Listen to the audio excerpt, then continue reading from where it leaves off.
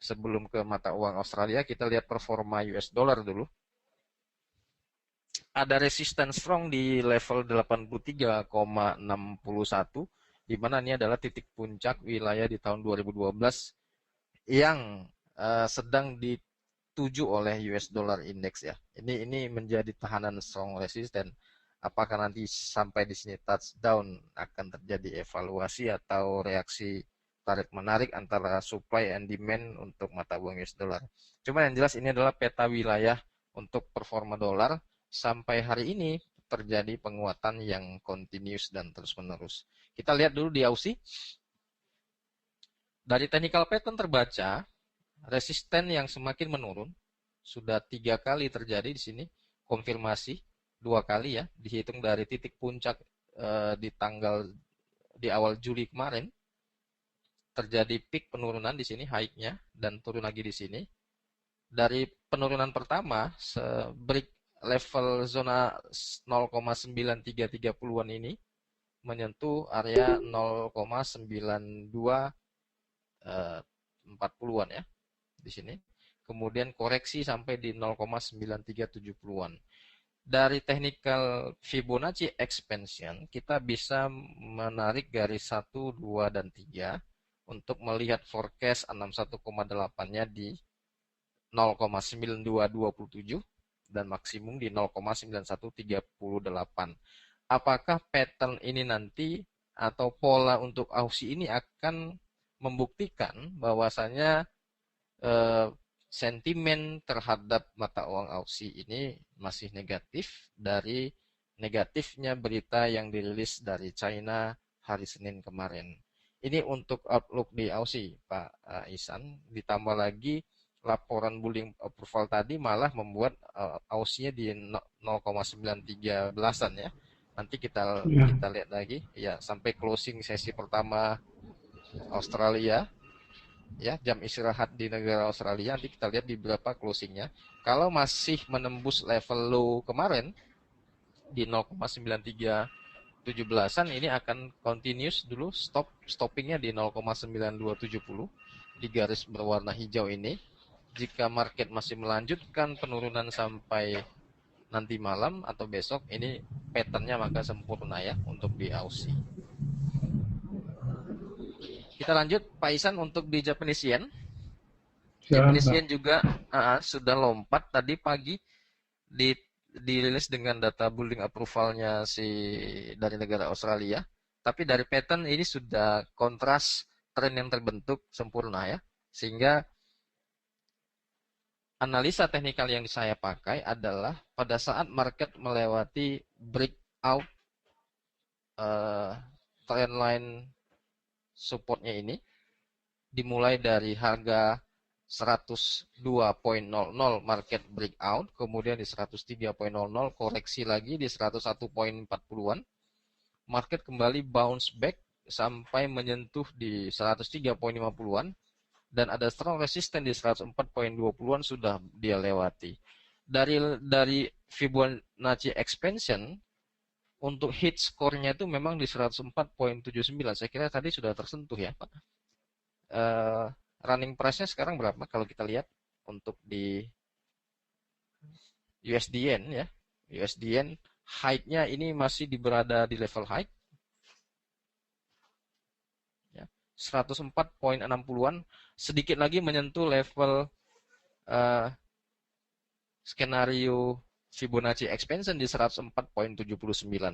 Oleh karena itu teman-teman, ini adalah titik peak dari analisa Fibonacci expansion untuk sentuhan level price-nya. Namun di sini ada lagi, kalau kita lihat time frame-nya weekly, ini ada ekor atau shadow sampai di 105.30-an ya. Jadi rentang wilayahnya adalah 104.80 sampai 105.40 adalah zona wilayah double top untuk Japanese Yen ya. Ini trading plan kita untuk USD Japanese Yen strong dolar masih berlanjut. Berlanjut dengan Nikkei. Jadi kalau kita kombinasikan dengan pelemahan Yen, ini akan menyebabkan performa Nikkei semakin naik. Namun ada hal yang sedikit berbeda pada saat yen-nya melewati titik resisten 103 ya. Kalau kita lihat di sini si Nikkei-nya malah tidak melewati titik tertinggi di 15.800. Bahkan ini sempat tertahan market bounce.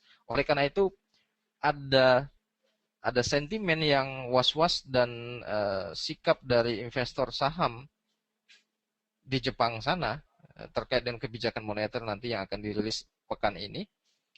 Apakah nanti dengan pelemahan yen mencapai titik tertinggi di tahun 2013 akhir itu akan membuat yen kembali Nikkei kembali di level 15.800. Oleh karena itu ini adalah masih area konfirmasi resisten strong continuous untuk Nikkei, apakah berlanjut sampai ke angka 16.300 di titik tertinggi akhir 2013 Desember di sini. Sama juga yen-nya juga di 2013 Desember juga di 105.30-an. Nikkei-nya berada di 16.360-an. Tapi yang terjadi polanya adalah sedikit berbeda dengan Nikkei. Oleh karena itu ada tekanan di sini. Kita harus lihat korelasi dengan Nikkei dan Japanese yen-nya.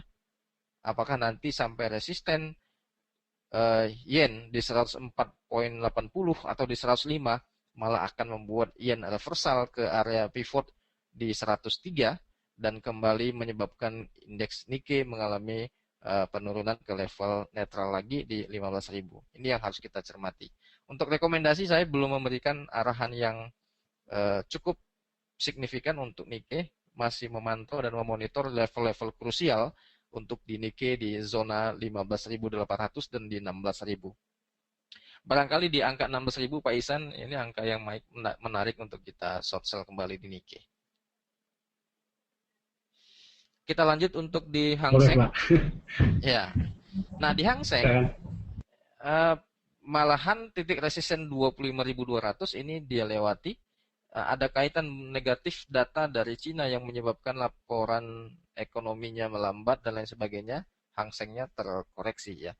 Namun dari analisa teknikal, titik peak di level 25.250-an pada area jempol di sini, adalah harga yang dari kajian statistik teknikal Fibonacci expansion terbaca dari titik A, B, dan C. Kenapa ini dimulai dari A, B, dan C? Karena di sini ada penurunan yang berakhir, ya, lembah ya, pucuk bawah yang berakhir, yang dimulai dari titik A, kemudian breakout resistance sampai titik B di sini di 22.873, terkoreksi sampai titik C dan langsung menuju area jempol di sini 25.257. Nah, Fibonacci expansion 161,8 sempurna dia sudah sentuh. Saya tidak ragu lagi untuk short sell di area ini untuk melihat netral price sampai di area 23.744.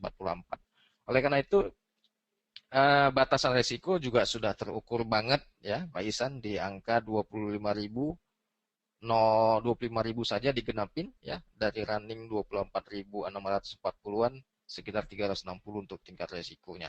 Nah, untuk di indeks Hang Seng saya kira patternnya sudah cukup hit score-nya sudah sempurna untuk penguatan indeks Hang Seng ya.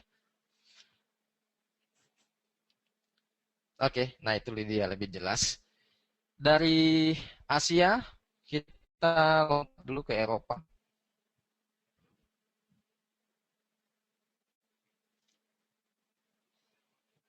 Semakin mudah kita lihat pattern ABC dengan penggabungan Fibonacci expansion-nya dimulai dari titik tertinggi di sini A, B, koreksi sampai C, breakout level B, penurunan continue sampai di 1.3223, continuous kembali, sudah menyentuh level support 1.3113. Saya kira sini adalah area yang sangat psikologi sentimennya ini sangat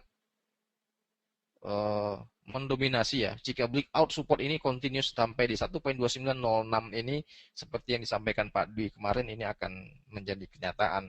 Jadi 1.3130 ini menjadi angka yang ditunggu untuk sampai sepekan ini, sampai di hari Jumat. Apalagi nanti hari Jumat dirilis data non-farm payroll. Namun tekanan sentimennya masih negatif untuk di euro. Dari Fibonacci expansion, wilayah 161,8 terplot di 12906. Apakah ini menjadi area bounce back untuk euro? Saya lebih prefer untuk buy limit di wilayah 1.2906. Jadi perasaan kita lebih nyantai, lebih tenang untuk penempatan posisi buy di 1.2906. Teman-teman jangan dulu lawan arus untuk di euro. Tetap mempertahankan strategi buy limit untuk di euro di wilayah support 1.2906. Dari euro kita pindah ke pound sterling, wilayah koreksi di 38,2 dan 50 serta 61,8% Fibonacci menjadi wilayah sell limit kita kemarin, tidak menjadi kenyataan dalam bulan Agustus kemarin ya. Bahkan sekarang di bulan September untuk pound sterlingnya masih di bawah 1.66. Apakah continuous ini akan berlanjut sesuai dengan pola euro yang terjadi? Ada zona strong dan psikologi support di 1.64641. Ya, 1.64641. Angkanya dibulatkan biar hafal semua. Oleh karena itu menjadi strategi copi-copi untuk di pound sterling, masih tetap copinya sell untuk hit score di 1.64641. Baik, dari pound sterling kita akan ke minyak dunia. Dari time frame daily sempurna, lantai yang sudah dia lewati di harga 99 ini menyebabkan penurunan sampai di wilayah 92.40-an. Ya, ada rejection di sini seperti yang saya sampaikan beberapa. Fauji, Ya, maaf saya serang terlebih dahulu. Untuk slide-nya belum dirubah ya Pak? sudah. Di kami, di saya masih di euro ya Pak Fauji.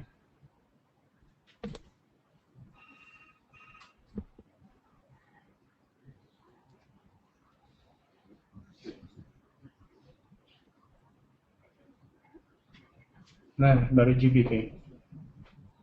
Ya. Dari euro tadi masih jelas ya, Pak ya? Ya, tadi masih pas waktu pembahasan GBP masih di ininya masih euro.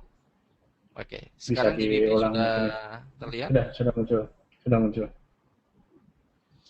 Oke, nah wilayah 38,2, 50 dan 61,8% Fibonacci yang menjadi incaran target sell limit kita kemarin di bulan Agustus tidak menjadi realita. Bahkan sekarang memasuki bulan September, pound sterling dibuka di wilayah kisaran 1.66 ya. Resisten strong yang menjadi preview support di 6730-an yang menjadi resisten strong kita di wilayah tanda panah ini masih menjadi level uji kita untuk pengukuran tingkat resiko untuk target pelemahan pound sterling di 1.64641. Ya, sesuai dengan pattern euro tadi, saya masih prefer pound sterlingnya mengalami penurunan sampai di zona 1.64641. Baik, untuk di pound sterling kita lanjut dulu di minyak ya. Lantai 99 per barrel untuk di minyak sudah dia tembus sampai menyentuh harga 92.48. Ada kesamaan rejection pattern di sini yang sudah sampaikan beberapa hari yang lalu untuk technical oil wilayah 92.00 atau di wilayah 93.00 adalah harga minyak yang diukur sudah cukup murah. Bahkan sekarang sudah menyentuh 95.97, angka genap 96. Apakah nanti minyak ini kembali menyentuh lantai yang menjadi lantai atas ini ya, resisten 99. Namun inilah formasi untuk minyak mentah dunia sesuai dengan apa yang terjadi di tahun-tahun sebelumnya di 2013 juga memasuki bulan Agustus dan September di sini mengalami penurunan. Di November adalah wilayah konsolidasi minyak, kemudian bounce back sampai akhir Desember 2013, masuk di Januari penurunan kembali. Oleh karena itu 90.00 atau di 91.00 adalah wilayah support yang harus kita ukur dan kita uji sebagai acuan support sampai di Januari 2015. Untuk resiko skenario baik kita adalah di 90.00 ya. 90.00 adalah di bawah level ini lagi. Untuk target kenaikan minyak, saya masih melihat harganya di kisaran wilayah $100 per barrel menjadi stagnasi flat untuk minyak. Demikian untuk morning briefing pagi ini, Pak Isan bisa disimpulkan dari awal. Pak Fauzi, terima kasih. Lebih banyak ke dari sisi teknikalnya ya. Kalau saya lihat dari semua data, tadi juga ada data dari Jepang ya, yang kalau saya lihat dari pergerakannya cukup mempengaruhi pergerakan market di data mengenai average cash earning, di mana datanya positif dari sebelumnya 1,0%, revisi dari 0,4%, data forecastnya 0,9%, data yang dirilis 2,6%, dan itu pengaruh terhadap pergerakan yen. Dan tadi dibahas juga oleh Pak Fauji untuk level yen berada di area resisten, untuk resistennya di 104.79. Terus kemudian untuk dari sisi mata uang, untuk euro area supportnya di 1.29060 sebagai area krusial.